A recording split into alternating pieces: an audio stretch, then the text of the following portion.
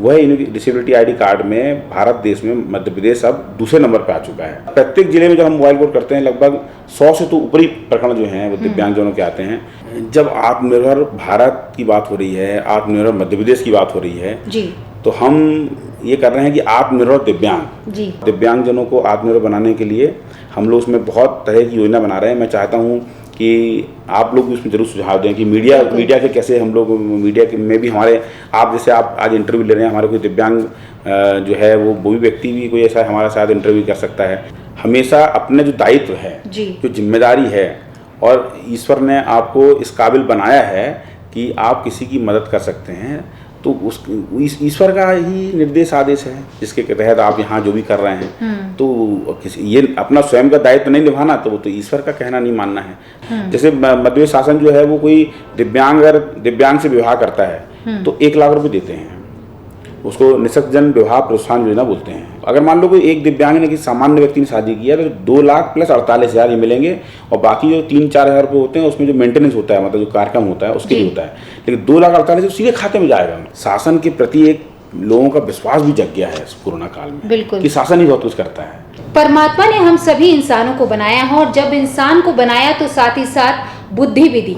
लेकिन कई बार क्या होता है कि हम गोरे काले का भेद करते हैं, छोटे बड़े का भेद करते हैं, और ये भेद करते करते हम परमात्मा की बनाई हुई उस सृष्टि, उस रचना की भेद करने लगते हैं, और ये भूल जाते हैं कि ईश्वर ने तो हमें संतुलित बनाया है, क्योंकि हमारे पास देखने के लिए आंखें हैं और समझने के लिए दिमाग है, बोलने के लिए जुबान है।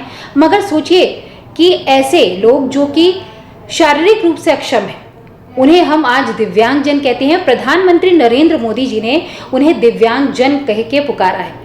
उन्हें ये शब्द जो है वो बहुत अच्छा लगता है। क्यों? क्योंकि उन्हें लगता है कि देवता का ऐसा, परमात्मा का ऐसा अंग जो शायद वो नहीं बना पाए, लेकिन उनमें किसी भी चीज़ की कमी होने के बावजूद आज विलक्षण प्रतिभा के वो धनी हैं, और ऐसे ही लोगों को आगे बढ़ाने का कार्य कर रहा है मध्य प्रदेश का वो मंत्रालय और वो कार्यक्रम जो कि निःशक्तों को समाज की मुख्य धारा से जोड़ने का क्रम कर रहा है। तो आइए देर न करते हुए हम आपकी मुलाकात करवाते हैं आयुक्त निःशक्तजन मध्य प्रदेश कमिश्नर संदीप रजक जी का। बहुत बहुत स्वागत है रेवा टीवी डिजिटल मीडिया में। सर, मैं बात कर रही थी कि निःशक्तजन जो शब्द है ना, वो लोगों को बड़ा चुभता सा है, और जब आपके डेजिग्नेशन की बात होती है तो आता है कि आयुक्त निःशक्तजन। हम इसको ये क्यों नहीं कर सकते कि दिव्यांग के आप आयुक्त हैं, तो वो बहुत अच्छा लगेगा। क्या कहेंगे आप? वैसे पदनाम तो जो है वही है, राज्य आयुक्त दिव्यांगजन मध्य प्रदेश शासन जी, परंतु उस पदनाम को चेंज करने के लिए जो नोटिफिकेशन होना है वो नहीं हो पाया है, इसलिए पदनाम तो आयुक्त निःशक्तजन मध्य प्रदेश लिखा जाता है। हाँ। परंतु सारा काम अब मध्य प्रदेश में हम दिव्यांगजन नाम से ही शब्द से ही करते हैं, निःशक्तजन शब्द का इस्तेमाल नहीं करते हैं। आप मेरी रिपोर्ट भी देखेंगे, सारे उसमें दिव्यांगजन है, सिर्फ पदनाम में ही आयुक्त निःशक्तजन है। ये बड़ी अच्छी पहल है आपकी। हाँ। और सकारात्मक है। जी जी। तो ये बताइए कि ये जब आप आयुक्त बने उसके बाद आपने कार्यभार संभाला और बहुत सारी रिस्पॉन्सिबिलिटी थी, क्योंकि पूरे मध्य प्रदेश की थी, इतने सारे जिलों की थी, तो कैसा रहा वो सफर आज तक का? 4 अगस्त 2018 से मेरा कार्यकाल प्रारंभ होता है, और उसके पूर्व में दिव्यांगजनों के लिए मध्य प्रदेश में काफ़ी अच्छे काम हुए हैं, और उन कार्यों को आगे बढ़ाने के लिए जिस प्रकार के प्रयास और तेज होने थे उसको करने का हमने प्रयास किया। और वर्तमान में एक जो है भारत सरकार के स्तर से अगर देखा जाए, जो यूनिक डिसेबिलिटी आईडी कार्ड है, जो बहुत ही महत्वपूर्ण है, जो हर दिव्यांग का एक जैसे हमारा आधार कार्ड होता है वैसे ही उनका यूनिक डिसेबिलिटी आईडी कार्ड बन रहा है, जिसमें उसके माध्यम से सारी सुविधाएं दिव्यांगजनों को आसानी से प्राप्त हो जाएंगी, उसको उनको परिचय बताने की ज़्यादा जरूरत नहीं पड़ेगी।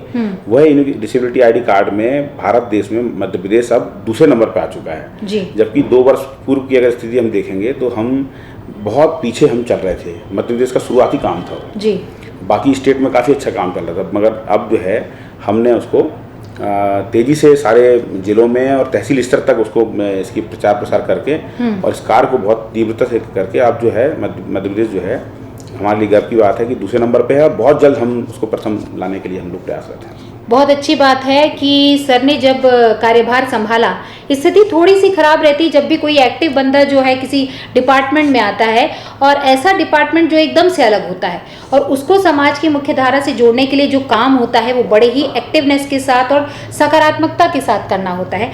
आज दूसरे नंबर पे है और कोशिश पहले नंबर पे आने की है, ये भी एक सकारात्मक पहल है। सर, निशक्त जनों के लिए और दिव्यांगों के लिए जो मोबाइल कोर्ट होते हैं उसमें एग्जैक्टली होता क्या है, लोगों को एक्चुअली बहुत ज़्यादा क्यूरियोसिटी रहती है। हालांकि हम पत्रकार तो जानते हैं कि मोबाइल कोर्ट में आप क्या करते हैं और सारे दिन कितनी समस्याएं आती हैं, कितनों का निराकरण होता है, लेकिन जो लोग नहीं जानते हैं उन्हें इसके बारे में विस्तार से बताएं। ऐसा है कि हमारा मुख्यालय भोपाल में है और हमारी वहाँ न्यायालय है जी। और दिव्यांगजनों की जो उनकी व्यक्तिगत समस्याएं हैं और जो संस्थागत समस्याएं भी हैं वो उनके निराकरण के लिए, उनके साथ अगर किसी प्रकार का अन्याय हो रहा है, भेदभाव हो रहा है, उनके अधिकारों का हनन हो रहा है, उनके साथ किसी प्रकार का अपराध घटित हो रहा है और दिव्यांगजन जब हमारे न्यायालय में प्रकरण को पंजीकृत कराते हैं तो उनको भोपाल आना पड़ता है और भोपाल आकर के फिर उनकी सुनवाई भी हम भोपाल में करते रहते हैं। कुछ बड़े प्रकरण जो है उनको तो भोपाल में करना ही होता है, जिनकी लंबी सुनवाई होती है, कई बार सुनवाई होती है, परंतु ऐसे बहुत से प्रकरण हैं जो हमारे जो दिव्यांगजन हैं जो तहसील स्तर तक या जिला स्तर तक अपने तक पहुंच सकते हैं। तो हमने विचार किया कि क्यों ना हम स्वयं अपनी पूरी बेंच को उठा करके, हम अपनी पूरी टीम को लेकर के हम जिला स्तर पर जाएं और वहां जाकर के फिर हम उनकी सुनवाई करें, उनकी समस्याओं के निराकरण के लिए हम काम करें जी।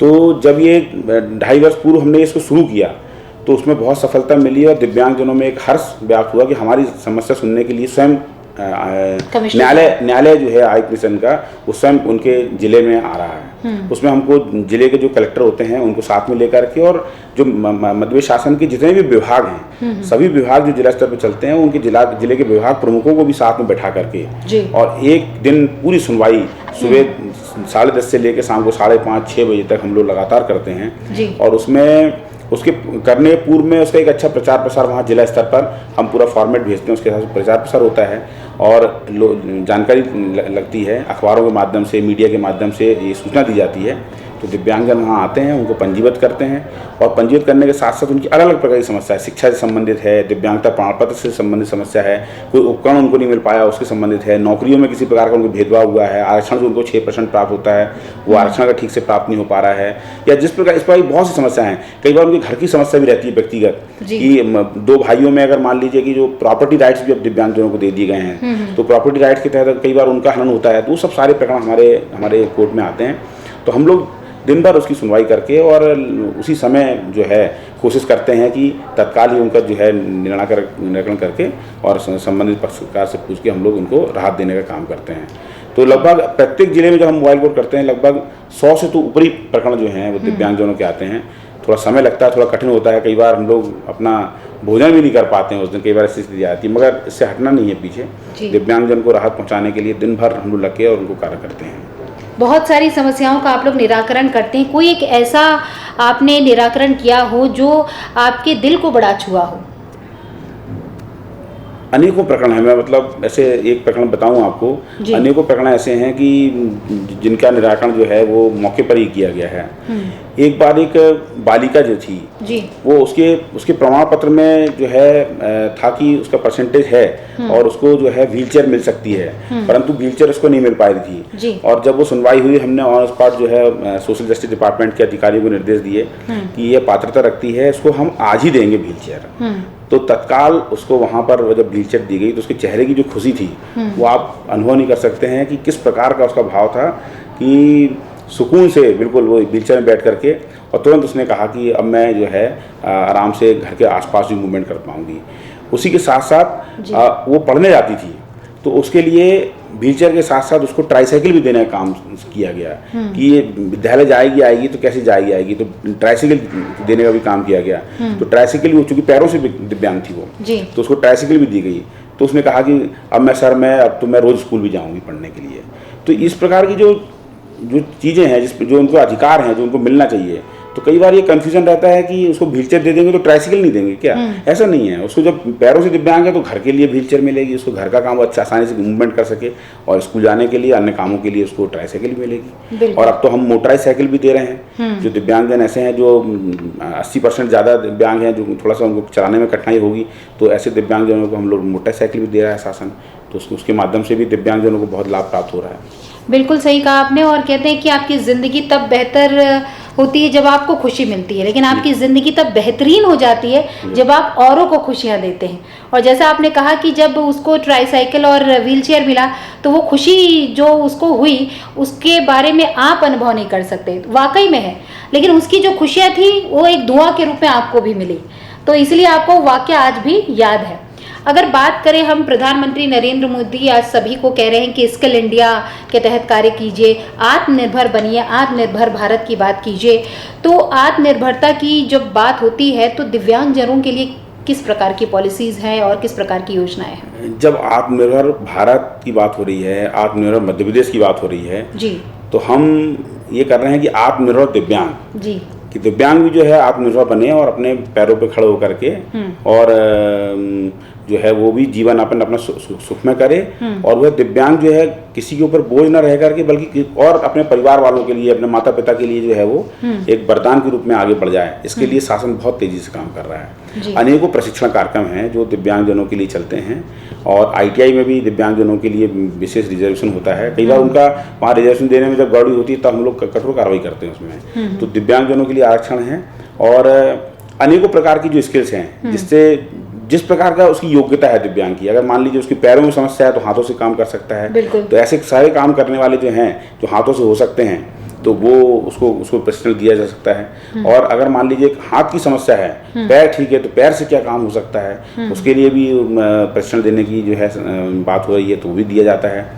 और कुछ हमारे ऐसे दिव्यांगजन हैं जो देख नहीं सकते हैं, दृष्टिबाधित हैं, तो उनके लिए क्या काम हो सकता है। इस प्रकार से अनेकों ऐसे दिव्यांगता के हिसाब से जो है, कुछ दिव्यांग ऐसे हैं जो बोल सुन नहीं पाते हैं, तो उनके लिए भी सारी दिव्यांगता के हिसाब से उनको क्या प्रशिक्षण वो ले सकते हैं, इसको लेकर के बाकायदा कोर्सेज आइडेंटिफाइड हुए हैं, और उसमें दिव्यांगजन बाकायदा उसमें ट्रेनिंग भी ले रहे हैं और आगे बढ़ रहे हैं। विगत एक वर्ष से जब से कोरोना का संकट जो पूरे विश्व में आया है तब से थोड़ा सा ये सब चीज़ें बाधित हुई हैं, और हमारे जो है दिव्यांगजनों के लिए छात्रावास भी संचालित जो है वो हो रहे थे।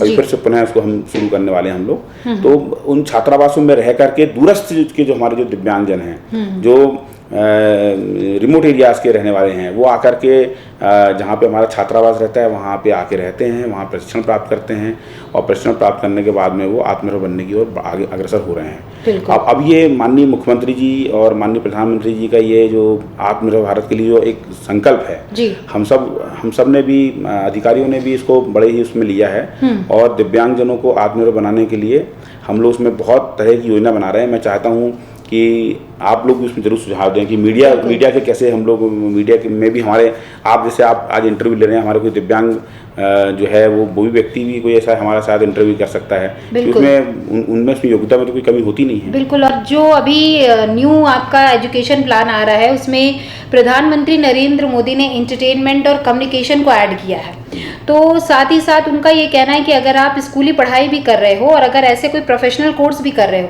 तो आप जॉब भी कर सकते हो। तो अगर दिव्यांग है, जैसे कि आपने बोला, अगर वो बोल नहीं सकता लेकिन लिख तो सकता है, क्योंकि मन के विचार बहुत अच्छे होते हैं, और कई बार मैंने देखा है कि ऐसे लोग बहुत अच्छा लिखते हैं, उनकी बुक्स भी पब्लिश होती है। इसके बाद अगर बात मीडिया और कम्युनिकेशन की करें तो जैसे कि कैमरामैन है, अगर वो पैर में बाधित है तो वो व्हील चेयर के साथ भी, अगर जैसे इंटरव्यू की बात है तो स्टिल आपको कैमरा रखना होता है और वो ट्राइपॉड पे रख के वो काम कर सकता है। उसके लिए उसको विधिवत थोड़ी सी ट्रेनिंग दी जाएगी। फिर उसके बाद जैसे कि मैं आपका इंटरव्यू ले रही हूँ, अगर कोई पैर से भी अगर बाधित है तो भी वो बैठ के आपका इंटरव्यू कर सकती है। साथ ही अगर बात हम करें रेडियो जॉकी की, वीडियो जॉकी की, उसमें भी उनको हम ट्रेनिंग देकर इस काबिल बना सकते हैं कि वो अपने बहुत ही आनंद के साथ ही काम करेंगे।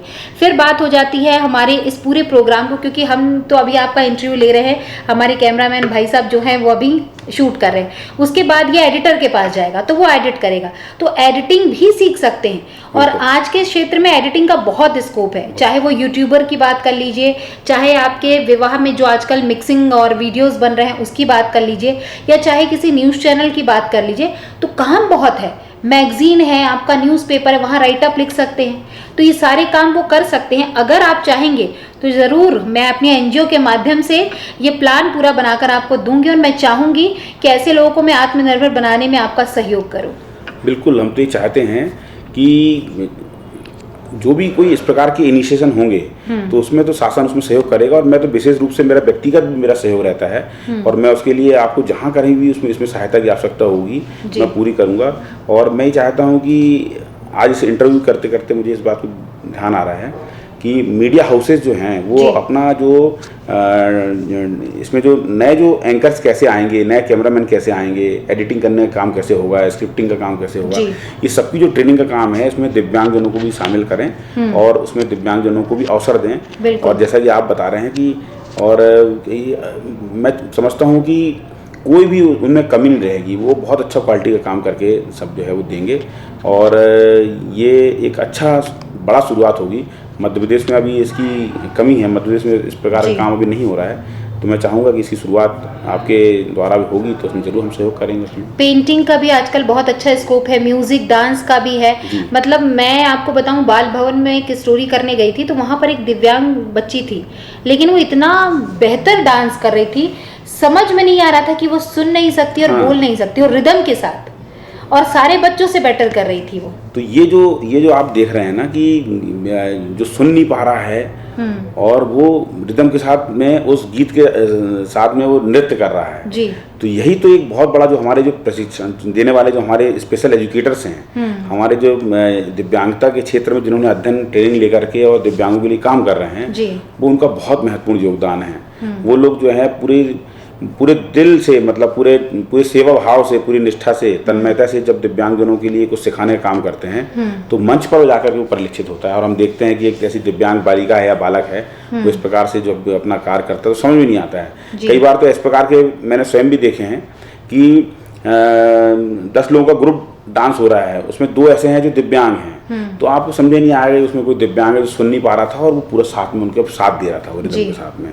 तो ये प्रमोशन की बात है, और मध्य प्रदेश में इस संबंध में काफ़ी काम हो रहा है, और हमारे जो स्वयंसेवी संस्थाएं हैं, हमारी मध्य प्रदेश शासन की संस्थाएं वो तो काम कर ही रही हैं शासन की, लेकिन हमारे जो निजी संस्थान हैं, स्वयंसेवी संस्थाएं हैं, वो हमारे जबलपुर में, भोपाल में, इंदौर में, सभी जिलों में लगभग काम कर रहे हैं। जिन जिलों में नहीं है उनमें भी कर रहे हैं, उनका बड़ा महत्वपूर्ण योगदान है। दिव्यांगता के क्षेत्र में स्वयंसेवी संगठनों का जो योगदान है वो बहुत ही सराहनीय है, और उनको आगे बढ़ाने के लिए हम हर भरसक प्रयास कर रहे हैं कि उनकी जो कैसे अपने उन्नयन करें, हमारे स्वयंसेवी संस्थान दिव्यांगजनों के लिए काम करें। जी, बात अगर 2020 की करें तो कोरोना ने बहुत कुछ लेके गया और बहुत कुछ दे के गया, एक्सपीरियंस दे के गया, लोगों का अपनापन दे के गया, और बहुत कुछ लेके गया। दिव्यांगों के साथ कैसा रहा 2020 का कोरोना काल? देखिए, दिव्यांगजन, ये जो कोरोना है ये तो बहुत ही भयंकर महामारी है जी, और पूरे विश्व में जो है इसने जो जिस प्रकार का अपना एक तांडव किया, वो तो हर व्यक्ति उसमें से मतलब परेशान हुआ, हर व्यक्ति उसमें कोई बच नहीं पाया कि जो कोरोना के उससे बच पाया हो, किसी न किसी रूप में वो परेशान हुआ है। और बहुत सारे हमारे ऐसे जो हैं अपने लोग जो हैं उसमें बिछड़ गए हमसे जी। तो दिव्यांगजनों के लिए भारत सरकार ने सभी स्टेट के जो कमिश्नर डिसेबिलिटीज़ हैं उनको नोडल अफसर बनाया था, तो मुझे ये कार्य करने का मेरे को अवसर मिला। तो जैसे ही कोरोना का जो गाइडलाइन हमको प्राप्त हुई भारत सरकार से, कैसे इसको यहाँ दिव्यांगजनों के लिए लागू करना है, तो उसका अक्षर से पालन करने का काम दिव्यांगजनों के लिए यहाँ पे किया गया। विशेषकर कोविड के समय में जो है शुरुआती दौर में जो है जब सब लॉकडाउन हो गया तब जो जहाँ था वहीं फंस गया, वहीं रह गया। तो हमारे दिव्यांगजन भी बड़ी संख्या में जो कुछ प्रशिक्षण लेने के लिए, ट्रेनिंग के लिए, स्कूलिंग के लिए, कॉलेज के लिए वहाँ पर अन्य जिलों में जाकर के जब पढ़ाई कर रहे थे या प्रशिक्षण प्राप्त कर रहे थे, या ऐसे दिव्यांग जो नौकरी कर रहे थे, तो वो एक सबसे बड़ी समस्या आई थी उन दिव्यांगजनों को उनके घर तक पहुँचाने की। तो उस काम को करने के लिए हमने, हमारी टीम ने और उसमें स्वयंसेवी संस्थाओं ने जो योगदान दिया है वो मैं अपने इस जीवन में कभी भूल नहीं सकता हूँ। वो इतना संवेदनशील मामला है, कई ऐसे प्रकरण ऐसे आए हैं कि जिसमें उनको घर पहुँचा करके जो है बहुत ही पुण्य का काम किया गया है। बहुत बड़ी परेशानी में वो दिव्यांगजन थे क्योंकि वो अपनी बात को बता भी नहीं कर पा रहे हैं, फ़ोन भी नहीं कर पा रहे हैं कि वो भूखे हैं, उनको ये है। लेकिन जो हमारा नेटवर्क काम कर रहा था, हमारा हर जिले में हमने व्हाट्सएप ग्रुप बनाया, स्टेट लेवल का व्हाट्सएप ग्रुप बनाया, हमने स्वयं का अपना नंबर फ्लैश किया कि आप 24 घंटे राउंड द क्लॉक कभी भी फ़ोन करिए, तो मेरे नंबर पे डायरेक्टली अभी भी लोग मैसेज मेरे पास फ़ोन करते रहते हैं कि सर ये समस्या है, तो हम कोशिश करते हैं कि उसको दूर करने के लिए। तो ये जो काम है समाज सेवियों के द्वारा और स्वयंसेवी संस्थाओं के द्वारा, उनको मध्य प्रदेश के लिए इस बात को हम गर्व से कह सकते हैं कि उस बहुत ही ज़्यादा एक पीरियड में जो भयंकर पीरियड था, उस समय भी हम किसी भी दिव्यांगजन को भूखे हमने सोने नहीं दिया और उसकी समस्या को हल किया। एक प्रकरण जो आया था देवास का, जो हमारा अब इसमें डिसेबिलिटीज़ में थैलेसीमिया को और हीमोफीलिया को, सिकल सेल एनीमिया को भी शामिल किया गया है, जिसमें रक्त उनको चढ़ाना पड़ता है हर 1 महीने 2 महीने में, उनको रक्त की आवश्यकता होती है, नहीं तो बहुत ही खराब स्थिति रहती है। तो उस कोरोना काल में भी ऐसे अनेकों दिव्यांगजन जिनको रक्त की आवश्यकता थी, उनको देने का काम जो है, उनको अस्पताल ले जा करके और वो कराने का काम भी किया गया। एक हमारा देवास का एक जो व्यक्ति था, वो उसको अगर समय पे अगर रक्त नहीं चढ़ाया जाता तो शायद बहुत बड़ी घटना घट सकती थी। तो आज भी वो है हमसे बातें करता है, मैसेज करता है, तो वो खुशी जाहिर करता है कि सर हम जो है वो शासन के प्रयासों से आज हम जिंदा हैं और हम अपना काम कर पा रहे हैं। तो दिव्यांगजनों के लिए जो भी हो सका, संभव हो सका, वो काम किया गया है। और हमने बड़ी संख्या में दिव्यांगजनों को, जैसे इंदौर से ग्वालियर भेजने का काम है, जबलपुर से सिवनी भेजने का काम है, जबलपुर छिंदवाड़ा, भोपाल से जो है टीकमगढ़, ऐसे अनेकों जिलों में। इसके अलावा कुछ ऐसे दिव्यांगजन थे जो अन्य स्टेट के थे, या हमारे स्टेट में आके रह रहे थे, और हमारे दिव्यांगजन जो कई अन्य दूसरे स्टेट में थे, तो उन स्टेट कमिश्नर से कोऑर्डिनेट करके, क्योंकि ड्राइवर भी मिलने को तैयार नहीं, गाड़ी चलने को तैयार नहीं है, कैसे किया गया है वो अब समझ नहीं सकते हम लोग, कैसे किस प्रकार से उसको अंजाम दिया गया है कि उस समय जिन्होंने भी भूमिका निभाई है, वास्तव में वो बिल्कुल बहुत बड़े सम्मान के पात्र हैं और हमारे दिव्यांगजनों को लाभान्वित किया गया है, सभी के लिए किया गया। मगर दिव्यांगजनों के लिए जिस प्रकार का काम मध्य प्रदेश स्टेट में हुआ है, इसकी तो कोई शब्द इसके नहीं है कि किस प्रकार से हम सब ने जो है प्रयास किया और काम किया। कोरोना काल ही ऐसा था। और बात अगर हम अपने जबलपुर शहर की करें, क्योंकि हमने भी उस समय सेवा कार्य किया था, और जब मजदूर आए हुए थे तो उनसे बातचीत करने का भी मौका मिला, क्योंकि जर्नलिस्ट थे उस टाइम पे भी काम कर रहे थे और साथ में सेवा कार्य। तो उनका ये कहना था कि बाकी स्टेट से जब हम मध्य प्रदेश में आते हैं तो अपना सा लगता है, क्योंकि लोग, जितने भी लोग थे वो दौड़े दौड़े आते थे कि भैया पानी मिला है, भैया चाय चाहिए, खाना मिला है कि नहीं मिला। तो ये चीज़ उनको बड़ी अच्छी लगी। और उनका ये कहना था कि हम जहाँ रह रहे थे वहाँ हमें हफ्तों खाना नहीं मिला, लेकिन यहाँ लोग दौड़ दौड़ के आते हैं, चाहे वो आपका जबलपुर ज़िला हो या भोपाल हो या सागर हो, कहीं पे भी हो। तो ये चीज़ जो है उनको बहुत अच्छी लगी। और उन्होंने कहा भी, बल्कि मेरी बात जो हुई थी वो यूपी और बिहार वालों से हुई थी, तो बोले अभी हम यूपी जा रहे हैं और बिहार, और हमारे पास देखिए कितना सारा भोजन रखा हुआ है एक्स्ट्रा, और हम खा भी चुके हैं। तो इतनी संतुष्टि उस समय दौरान उनको देखने को मिली, वो काबिले तारीफ थी। क्योंकि ज़िला प्रशासन, स्टेट गवर्नमेंट और सेंट्रल गवर्नमेंट के साथ स्वयंसेवी संस्थाएं जो थी वो कदम से कदम मिलाकर कार्य कर रही थी। बिल्कुल, ये तो बात मध्य प्रदेश की, तो अपना मध्य प्रदेश तो बहुत ही अच्छा है जी। यहाँ की जो लोगों में जो संवेदनाएं हैं, एक दूसरे की मदद करने की जो भावना है, वो तो मैंने स्वयं इस बात को महसूस किया। मतलब वीडियो कॉल करके या आपस में बात करके कैसा लोगों ने बताया, सारे मतलब कि एक दिव्यांग है जो पता लगा के कोई ऐसा व्यक्ति है जो मदद कर सकता है, और जिसको मदद चाहिए वो उससे 1 किलोमीटर 2 किलोमीटर रहता है, तो कैसे उससे मदद पहुंचाना, उसको कोऑर्डिनेट करना कि भाई वहाँ एक व्यक्ति है जो उसके पास कुछ भी नहीं है, उसको आपने को रात को आज भूखा सोएगा वो, तो कैसे, तो उसके पास तक जो हो सके बन सके वो पहुँचाने का काम किया। शासन ने बहुत अच्छी व्यवस्था किया था कि सब्जी भाजी और ये जो फ्रूट्स हैं, दवाएँ हैं, इन राशन है, इसके लिए तो सब कुछ जो है शॉप्स को जो है समय एक टाइम पीरियड बांध के ओपन रखा था, तो उसके माध्यम से भी बहुत कुछ हो सका। परंतु लोग जो है खिड़की से झांकने में भी डरते थे कि मैं खिड़की खोलूँगा तो कहीं मेरे को कोरोना ना हो जाए, ऐसे एक मन में एक भय जो है वो व्याप्त हो गया था जी। परंतु दिव्यांगजनों के लिए और बाकी सबके लिए भी जो मध्य प्रदेश में हुआ है और मध्य प्रदेश शासन ने जो भी किया है, एक बात और भी बहुत महत्वपूर्ण है कि ये बात को मानना पड़ेगा कि सिर्फ मैं कि शासन में कमिश्नर इसलिए नहीं, शासन के प्रति एक लोगों का विश्वास भी जग गया है इस कोरोना काल में कि शासन ही बहुत कुछ करता है। अब वो नहीं तो लोग सोचते हैं शासन के बारे में सोचते थे कि शासन तो कुछ करते ही नहीं है, जबकि अस्पतालों पर और सारी चीज़ों पर शासन के लोगों पर जो है वो विश्वास जो है वो कोरोना काल में जगा। ये एक बड़ी उपलब्धि मध्य शासन के लिए है। एक चीज़ और भी है, जैसे आपने कहा कि मुझे डायरेक्ट कॉल आ जाता था। कई बार ऐसा होता है कि जैसे IAS अधिकारी है या IPS अधिकारी है, लोग फ़ोन करते हैं तो उठाते नहीं हैं, तो ये सबसे बड़ी जो उनकी डिमांड है उसको कहीं ना कहीं जाके थोड़ा कम किया गया है। और आज लोग कमिश्नर हैं या कलेक्टर है या एसपी है या आईजी से बात करने में अब थोड़ा सा डरते नहीं, बल्कि अपने हक की आवाज उठाते बुलंद कर रहे हैं। नहीं, हम किसके लिए हैं? हम जो हैं, हम तो स्वयं जो जिनके लिए हम जिम्मेदार हैं वो लोग हमको कभी भी बात करेंगे जी, कभी भी हमको कॉल करेंगे।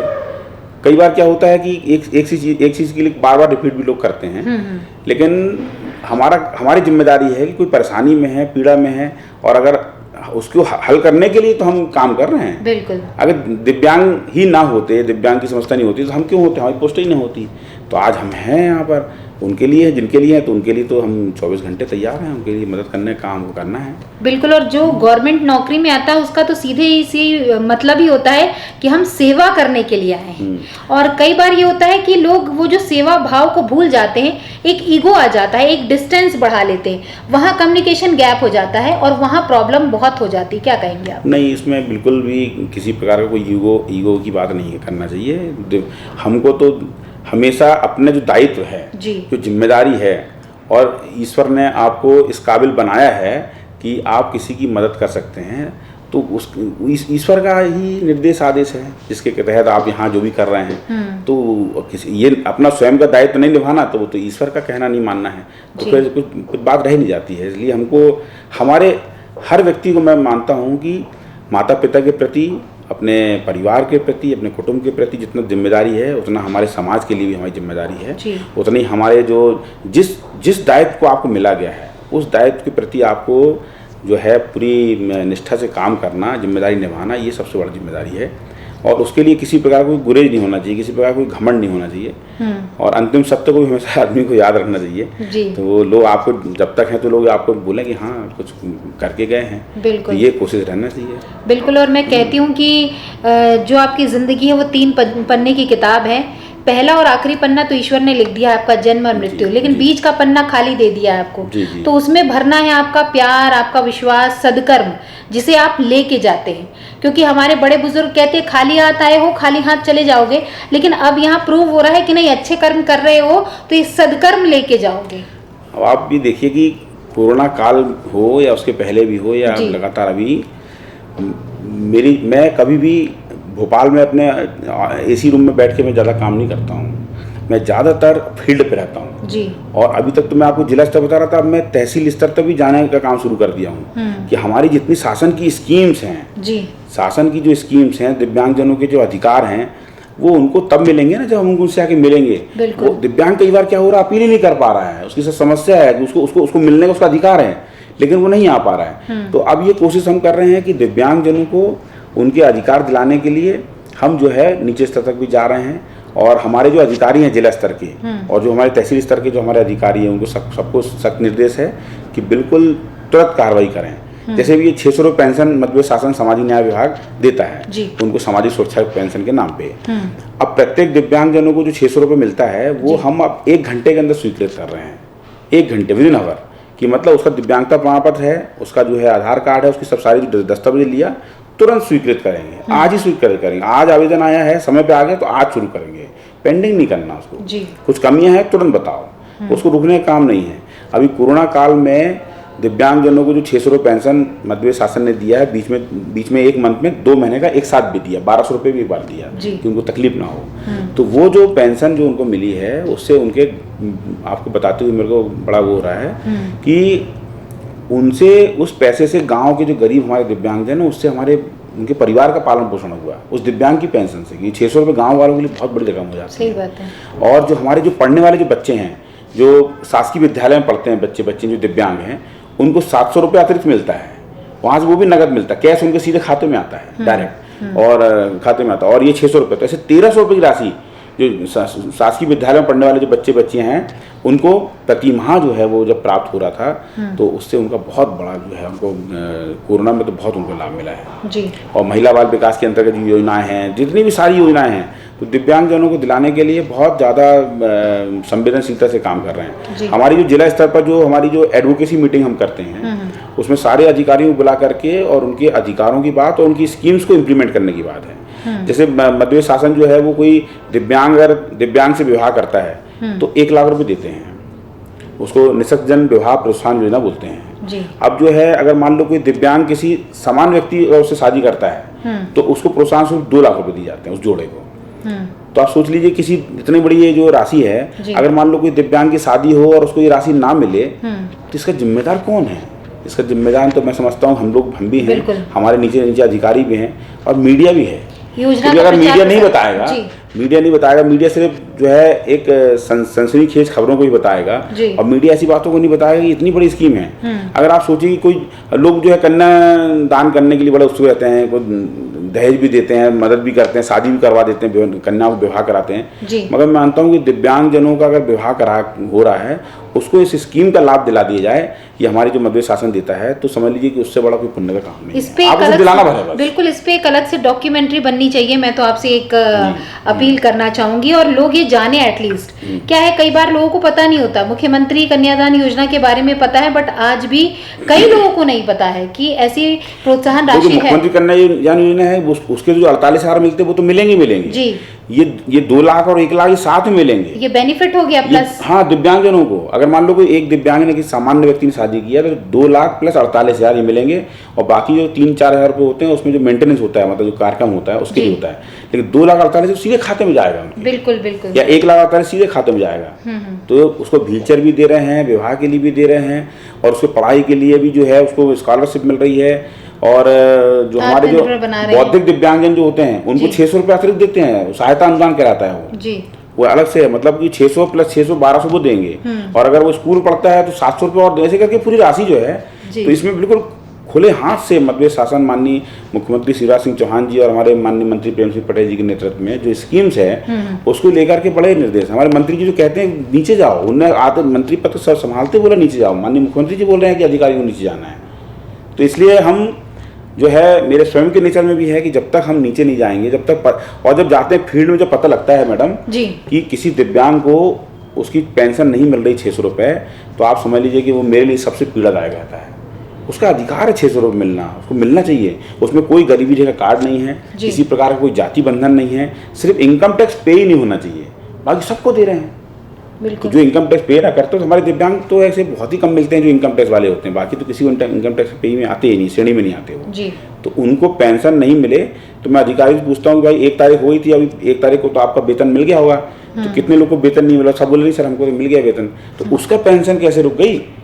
उसका अधिकार आपने किस लिए रोक दिया? उनके पनिशमेंट के लिए क्या करते हैं जब ये ऐसे अधिकारी तो उनके लिए उनको बोलते हैं, बहुत सारी चीजें बोलते हैं उस मीटिंग में, बहुत सारी चीजें हमारे एडवोकेसी मीटिंग में बहुत सारी चर्चाएं होती हैं और कुछ अधिकारी तो बहुत अल्टीमेट काम कर रहे हैं। एक दिव्यांग को ढूंढ करके जो है वो काम हो रहा है जी। जबलपुर में तो हमारे आशीष दीक्षित जो यहाँ के ज्वाइंट डायरेक्टर हैं और उनकी जो टीम है जी, वो जबकि वो चार्ज में हैं, वो जो है वो अल्पसंख्यक पिछड़ा वर्ग कल्याण के अधिकारी हैं, उनको सामाजिक न्याय का चार्ज है, परंतु जिस प्रकार से वो शासन के निर्देशों का, हम जब भी कोई निर्देश देते हैं बात कहते हैं तो कलेक्टर कर्मी शर्मा जी और सब मिलकर के बड़ा जबरदस्त काम करते हैं। तो ये जो यही है कि किसी को पहुंचाना, राहत भूखा अभी बैठा है, अगर अभी नहीं पहुंचाओगे बाद में पहुंचाओगे तो फिर क्या मतलब? बिल्कुल। तो वो तुरंत काम करने के लिए है। तो इस प्रकार के सराहना भी करते हैं। हमने यहाँ पे उनको सम्मान पत्र भी दिया, हमने अपनी ओर से अप्रिसिएशन लेटर दिया जी। तो ये करते हैं हम लोग उनके उत्साहवर्धन के लिए अधिकारी। एक चीज़ और है कि समाज जो है आज भी कई लोग जो है ना वो मेंटली और ऐसे लोगों को जब देखते हैं तो हे की दृष्टि से देखते हैं। मैं ये चाहती हूँ कि आने वाले समय में ऐसा कुछ हो कि एक पॉजिटिव मैसेज जाए कि जो दिव्यांग है वो आपसे अलग नहीं है, आप ही के समान है। आप उसको हे दृष्टि से ना देखें। अगर आप उसको हे दृष्टि से देख रहे हैं, इट मीन्स कि आप ईश्वर की बनी हुई रचना पर उंगली उठा रहे हैं। क्या कहेंगे? बिल्कुल। इसमें एक बात और बड़ी महत्वपूर्ण है कि पूरा, जैसे मैंने आपके ऑफिस में आया तो मैंने आपसे चर्चा की कि हमारा ऑफिस भी जो है वो बाधा रहित होना चाहिए। दिव्यांगजन कहीं भी जा आ सके स्वतंत्र से, उनको कोई उठाए ना, उनको वो अपना खुद चले जाएंगे, है ना। बसों में भी जो है वो खुद अपना आसानी चढ़ें, किसी सरकारी ऑफिस में आसानी से जाएं आएँ, किसी मॉल में आसानी से जाएं, सिनेमा घर में अपने फिल्म देखने के लिए जाएं, सारा एंजॉय करें। उनको पूरा जैसे एक समान व्यक्ति वैसे वो हमारे नागरिक हैं देश के। तो उनको ये जो बाहर का जो वातावरण है इसमें हमको सुविधा देने की आवश्यकता है और उसके लिए हमारा जो दिव्यांगजन अधिकार अधिनियम है 2016 उसमें ये कठोरता से प्रावधान है कि आपको शासन की जिम्मेदारी है और प्राइवेट जो इंस्टीट्यूशन उनकी भी जिम्मेदारी है कि वो दिव्यांगजनों के लिए बाधा रहित वातावरण उपलब्ध कराएंगे। तो अब क्या है कि मान लीजिए कि अभी मेरी आयु जो है वो 46 वर्ष की है जी। जब मेरी आयु 70 वर्ष की हो जाएगी, 60 वर्ष की हो जाएगी, या कब पता नहीं क्या स्थिति बने, तो मैं भी तो दिव्यांग होने ही वाला हूँ। मेरी माँ जैसे आज मैं फर्स्ट फ्लोर पे मेरा जो है बेडरूम है, तो मेरी माँ सुबह सुबह मेरे को आ जाती है कि बेटा उठो, बात करेगी आके। अब मेरी माँ ऊपर नहीं आ पा रही है क्योंकि पैरों में तकलीफ है उसको, तो मेरा घर जो है वो बाधा रहित हो गया उनके लिए। पहले आसानी सीढ़ी चढ़ जाती थी, तो आप समझ लीजिए कि जब मेरी माँ ऊपर मेरे से मिलने नहीं आ पाती है, तो आप समझ लीजिए कि दिव्यांगजनों को अगर सुविधा दोगे तो वो आसानी से आएगा। तो हे से दृष्टि दिखने का काम नहीं है, हम सब जो है उसी दिशा में आगे बढ़ रहे हैं। कभी ना कभी कोई ना कोई दिव्यांगता हमको आती है, और इसलिए दिव्यांगता को लेकर के किसी प्रकार का कोई घृणा करना या उनके लिए कुछ कम सोचना बिल्कुल भी ठीक नहीं है। हमारे जो कृष्ण कुमार तिवारी हैं, जो IAS हैं और उमरिया के कलेक्टर थे, अभी अपर आयुक्त थे आदिम जाति कल्याण विभाग के, टोटल 100% जो है उनको दिखाई नहीं देता है, और बहुत ब्रिलियंट IAS हैं। तो कोई जो दृष्टिबाधित हो, जो देख ना सकता हो, तो उसको कम कैसे आंक सकते हैं? वो मच बेटर होता है आपसे। हाँ, संत सूरदास जी जो थे, उन्होंने कितने ज़्यादा, संत सूरदास जी के बारे में क्या कह सकते हैं, वो टोटल जो है दृष्टिबाधित थे, उन्होंने इतना सारा जो है करके दिखाया है। तो ऐसे अनेकों लोग हैं जी, अनेकों लोग हैं, अनेकों प्रकार की चीज़ें हैं। तो इसलिए दिव्यांगों को बिल्कुल कम ना समझे, और हमारा दिव्यांग तो बिल्कुल हमेशा ही अपने माता पिता की सेवा करेगा आखिरी समय तक। बिल्कुल। और जो ईश्वर की एक ऐसी अनुकृति है जिसको सबको स्वीकार करके उनको सम्मान देना चाहिए। उनको सम्मान का अधिकार है, ये दिव्यांगजन अधिकार अधिनियम उनके लिए विशेष रूप से प्रावधान है। कोई उनको किसी लंगड़ा लूला या इस प्रकार से कहे कि कोई उनको परेशान नहीं कर सकता, उनको कोई मानसिक रूप से प्रताड़ित नहीं कर सकता। उसमें कठोर कार्रवाई होगी, 2 लाख तक का जुर्माना है, 2 साल की जेल है, उसमें बहुत सारी चीज़ें हैं जो उनके लिए प्रावधान किए गए हैं एक्ट में। अवेयरनेस की बहुत ज़रूरत है, क्योंकि कई बार देखते हैं हम ट्रेन में हो या बस में हो, लोग बाग खड़े रहते हैं। अगर कोई दिव्यांग, तो ये इंसान अगर कोई बैठा हुआ है तो वो उठने की कोशिश नहीं करता। कई बार लोग उन्हें कहते हैं कि भैया तुम अच्छे खासे हो, उठ जाओ, उनको बैठने दो। तो कई बार ये फोर्स करना पड़ता है। ऐसी ज़रूरत ना पड़े, सरकार और आपके द्वारा कुछ ऐसा लोगों को प्रचार किया जाए, और एक जागरूकता के लिए एक सकारात्मक पहल होनी चाहिए। इसमें तो जैसे बसेस में और ट्रेन में जी, सारे जो परिवहन के साधन है उसमें तो विशेष सुविधाएं की गई हैं जी। मध्य प्रदेश शासन के जो परिवहन विभाग ने, हम लोग सबने आग्रह किया, उन्होंने 50% की छूट का प्रावधान किया है बसेस में, सभी प्रकरण की बसों में, चाहे वो प्राइवेट हो चाहे शासकीय हो, उसमें 50% छूट देते हैं। और 5 सीटों का आरक्षण जो है अग्रिम पंक्ति में, जहाँ से गेट से वो जब जाते हैं, आगे वाले गेट से पीछे गेट से, जैसे आसानी से चले बैठ जाए, वो 5 सीटों का आरक्षण, पट्टी लगी रहती है बस में। आप जाएंगे तो बस में पट्टी का लगी है, अगर नहीं लगी मुझे बताएंगे तो मैं उसमें कार्रवाई करवा दूंगा उसके उसमें, कि उसमें आपको लिख के रखना है कि 5 सीटों का आरक्षण है और 50% की छूट है दिव्यांगजनों को। और वो जो UDID कार्ड बताया, वो UDID कार्ड दिखा करके उस योजना का लाभ लिया सकता है। और मध्य प्रदेश पहला राज्य है जिसने UDID कार्ड के माध्यम से योजना को लॉन्च भी किया है। बिल्कुल। तो हम लोग बहुत तेजी से सब प्रकार का सोच के हर चीज के लिए सोच रहे हैं कि दिव्यांगजनों को उसमें कैसे आगे लाया जा सकता है। बिल्कुल। और मुस्कुराते हुए कहते भी हैं संदीप जी कि मैं कार्रवाई जरूर करूंगा, यानी सख्त भी हैं। अब कोरोना का सेकेंड स्ट्रेन आ रहा है, तो उसके लिए क्या तैयारियां कर रखी हैं आप लोगों ने? क्योंकि कई बार क्या होता है कि आप लोगों के कोरोना तो अभी जैसा कि कोरोना की जो गाइडलाइन है उसके तहत जो है दिव्यांगजनों के लिए उनको छूट दी गई है, उनको जॉब में ना जा करके घर से रहकर वो काम कर सकें। विशेषकर जो हमारे दृष्टिबाधित दिव्यांग हैं, क्योंकि उनको सब कुछ जो है वो छू करके ही करना पड़ता है, टच करके ही वो समझते हैं, टच करके ही करते हैं, तो उनके लिए विशेष दी गई है। और मध्य प्रदेश में भी इस प्रकार की जो है वो छूट उनको दी गई थी। अभी पुनः जैसी अभी जो है अभी मध्य प्रदेश में अभी नई गाइडलाइन तो अभी हम लोग की इसमें नहीं आई है, जैसी आएगी उसमें लोग कार्रवाई करेंगे। परंतु दिव्यांगजनों के लिए मेरा एक संदेश है कि उनके पालकों से भी और उनके जुड़े हुए सब लोगों से, कि दिव्यांगजन चूँकि बाकी लोगों की तुलना में ज़्यादा ये संभावना है कि दिव्यांगजन इसकी चपेट में जल्दी आ सकते हैं इम्यूनिटी के कारण। हाँ, जी। तो इसलिए दिव्यांगजनों के लिए संदेश है कि वो सावधानी रखें और अनावश्यक रूप से बिल्कुल भी बाहर ना जाएं, और मास्क को हमेशा लगा के रखें, और हाथों को अपने सैनिटाइज करते रहें, और बहुत सावधानी रख करके अपने जीवन को करें।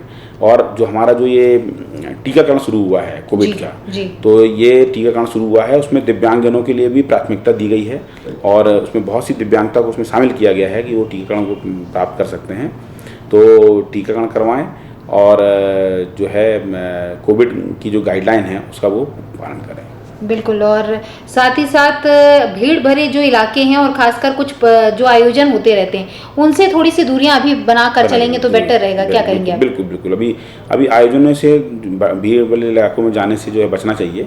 और अगर कहीं बहुत ऐसी स्थिति बनती भी है तो वहाँ पर हम मास्क लगा के जरूर जाएं और सावधानी रखें, तो इससे बचा जा सकता है। और इस विषय में हम सब जो है प्रयास कर रहे हैं। कोरोना को लगभग हमने मात दे दी। अब ये नया स्ट्रेन आया है, उसको भी जल्द से जल्द मध्य प्रदेश से और पूरे देश से ख़त्म किया जाएगा। इसके लिए तो हम सब बिल्कुल तत्पर हैं। और टीकाकरण जो है वो तेज़ी से जो है वो चालू है, प्रारंभ है। तो इसके माध्यम से भी लगता है कि बहुत ही कम समय में है जो है मध्य प्रदेश से और भारत से कोरोना जो है वो विदा हो जाएगा। चलते चलते हम चाहेंगे, आप क्या संदेश देना चाहेंगे संस्कारधानी वासियों के साथ साथ पूरे मध्य प्रदेश को? और साथ ही कोरोना का काल है तो कितनी सावधानियां बरतनी हैं, और दिव्यांगजनों के लिए स्पेशली क्या संदेश देना चाहेंगे आप? दिव्यांगजनों के लिए तो मेरा एक संदेश बड़ा स्पष्ट है कि दिव्यांगजन अपने अधिकारों के लिए किसी प्रकार का उनका हनन होता है, किसी प्रकार से उनको पीड़ा होती है जी, तो वो मुझ तक अपनी बात पहुंचाएं। और वो स्वयं, मैं तो हुई आयुक्त दिव्यांगजन मध्य शासन, परंतु हर दिव्यांगजन जो है वो मुझे स्वयं अपने आप को आयुक्त दिव्यांगजन मानते हुए सोच के काम करे। चिंता करने की कोई बात नहीं है उनको। वो हम तक बात पहुंचाएं और अपनी समस्याओं को पहुंचाएं, उसके निराकरण का काम करेंगे। उनको मेरे तक आने की आवश्यकता नहीं है। हमने ईमेल आईडी उन सब दिव्यांगजनों को दी हुई है, हम सीधे ईमेल पर ईमेल कर दें हमारी आईडी पर। और बहुत जल्द हम एक बताना भूल गए आपको, हमें एक बात बहुत महत्वपूर्ण है कि हम पूरा डिजिटलाइजेशन के लिए काम कर रहे हैं। हमारा काम शुरू हो चुका है। बहुत जल्द पूरी उनकी जो ग्रीवांसेस हैं, उनकी समस्याएं हैं, उनकी शिकायतें हैं, उन शिकायतों को हम सीधा ऑनलाइन हम जो ऐप के माध्यम से उनसे प्राप्त करेंगे। सुनवाई भी वो जो है ऐप के माध्यम से करने का काम करेंगे और उनका ऑनलाइन निराकरण करने का काम करेंगे। उनको आने की आवश्यकता भी नहीं पड़ेगी हम तक, भोपाल तक। और दिव्यांगजन जो हैं उनको आत्मनिर्भर बनाने के लिए जो भी कार्यक्रम चलाए जा रहे हैं, उनको कोरोना के लिए जो भी गाइडलाइन दी गई है वो सबका वो पालन करें।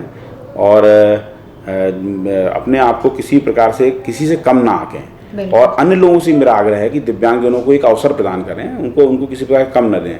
कहीं सड़क पे अगर मान लो आप जा रहे हैं, सामने कोई ट्राइसिकल पे हमारा दिव्यांग जा रहा है, आपको बहुत देरी हो चुकी है, आप जल्दबाजी में जा रहे हैं और उसके लिए आप थोड़ा सा समय दे दीजिए। थोड़ा सा दे देंगे, वो थोड़ा धीरे चलेगा, आप भी थोड़ा कुछ समय के लिए धीरे चलिए, उसको अवसर दे दीजिए, वो भी अपने आगे मुकाम पे पहुंचेगा, आप भी मुकाम पहुंचेंगे।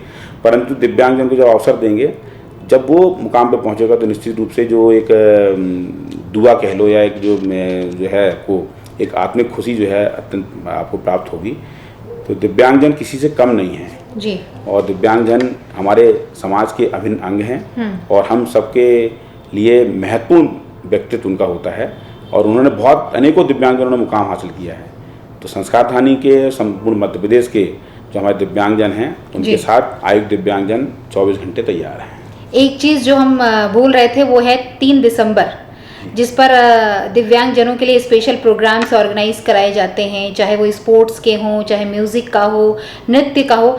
ऑल ओवर उनकी जो प्रतिभाएं होती हैं उनको मंच मिलता है और ये देखने का मौका मिलता है कि उनमें क्या क्या प्रतिभाएं हैं।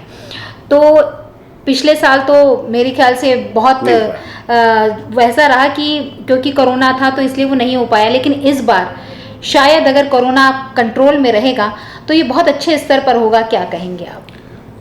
3 दिसंबर तो करना ही है, लेकिन 3 दिसंबर के दिन तो हम सामर्थ्य का प्रदर्शन करते हैं। क्या सीखा हमने साल भर, क्या हमने अच्छा किया।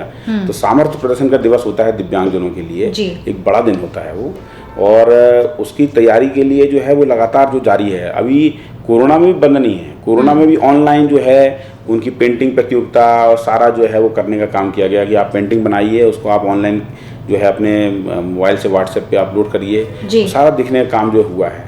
और सारी जो क्षमताओं को उन्नयन के लिए उनका कि वो जब वो अपना सामर्थ्य प्रदर्शन 3 दिसंबर करें, चाहे पेंटिंग का है या चाहे खेलकूद हैं जो उनके, तो ये समझ में नहीं आना चाहिए कि दिव्यांगजनों में किसी प्रकार की कमी है। तो इस बार तो जैसा आपने कहा कि निश्चित रूप से मध्य प्रदेश शासन जो है वो बहुत अच्छे से दिव्यांगजन दिवस को मनाएगा और दिव्यांगों के लिए प्रतिभाओं को आगे लाने का काम करेगा। बिल्कुल। और मैंने तो देखा, बल्कि चाहे वो म्यूजिक हो, डांस हो या फिर स्पोर्ट्स हो, आजकल दिव्यांगजन जो है हर जगह आगे हैं और बहुत पॉजिटिविटी के साथ आगे हैं। और एक चीज़ उनको बहुत अच्छी लगती है कि अब जो है नज़रिया लोगों का बदल रहा है, साथ ही साथ उनको देश के प्रधानमंत्री का जो सपोर्ट मिलता है वो अपनी बात खुल कर रखते हैं और प्रेम से। कई बार तो मैंने देखा मन की बात में मोटा भाई करके भी वो उनको संबोधित करते हैं, तो उन्हें भी बहुत अच्छा लगता है। और अगर बात आपकी करें तो आप भी बिल्कुल उनके बड़े भाई सरीखे ही काम कर रहे हैं, क्योंकि आपसे वो डायरेक्ट कॉल करके बात कर लेते हैं, समस्याओं के बारे में जिक्र करते हैं। और एक चीज़ जो मैं आपको बताना चाहूँगी कि संदीप जी, जैसा कि इन्होंने कहा कि ये दिव्यांगों के लिए जब कुछ काम करते तो आत्मिक खुशी मिलती है। वाकई में आप भी करके देखिए, खासकर जब आप कभी ट्रैफिक में जा रहे हो, सामने या आपके आजू बाजू में अगर कोई दिव्यांगजन हो तो कोशिश कीजिए कि पहले उन्हें समय दीजिए और उसके बाद रुककर आप खुद चलिए। ये थोड़ी सी जो क्षणिक खुशी है ना, ये आगे जाकर आपको ये सुकून प्रदान करेगी। इसी बात को अगर हम बात करें कि अगर आप कभी पैदल जा रहे हो, साथ में आपके कोई दृष्टिबाधित जा रहा हो, तो कोशिश कीजिए कि उसके हाथ को पकड़कर आप उसे क्रॉस करा दें। ये वो चाहेगा नहीं, लेकिन आप एक बार पूछिए तो उससे, उसको भी अच्छा लगेगा कि कोई हमारी भाई, कोई हमारी जो बहन है वो भी हमारे बारे में सोचता तो है। फिर ऐसी ही बात अगर हम करें, ट्राईसाइकिल से कोई जा रहा हो, बहुत थक गया हो, गर्मी का मौसम है, तो कोशिश कीजिए कि पूछ लीजिए प्यास तो नहीं लगी है, पानी पीना है क्या। ये जो चीज़ें हैं ना, ये अपने अंदर आती है और ये संस्कार है हमारे संस्कार धानी की। और बहुत अच्छी बात की इन्होंने कि मध्य प्रदेश में ऐसे कई ज़िले हैं, कई ऑफिसर्स हैं जो बहुत बेहतर काम कर रहे हैं और वो दिव्यांगजनों के लिए हर समय बल्कि हर पल खड़े रहते हैं। तो आपका बहुत बहुत धन्यवाद, इतनी सारी हमें बातें बताई और साथ ही साथ हमें बहुत सारी आपने योजनाओं के बारे में बताया, बहुत सारे प्रोत्साहन राशि के बारे में बताया जो शायद आज तक लोग जानते नहीं थे। और कोशिश कीजिए कि अगर आपके आसपास कोई दिव्यांगजन है, उसकी विवाह की अगर तैयारी चल रही है तो उसमें मदद कीजिए। और आने वाले समय में हम आपको बताएंगे किस प्रकार आपको कैसे मदद करनी है, जिसमें कि सरकार उन्हें प्रोत्साहन राशि देगी। तो ये आगे आने वाले समय में हम ज़रूर बताएंगे। एक बार पुनः आपका बहुत बहुत धन्यवाद इतनी महत्वपूर्ण जानकारी देने के लिए।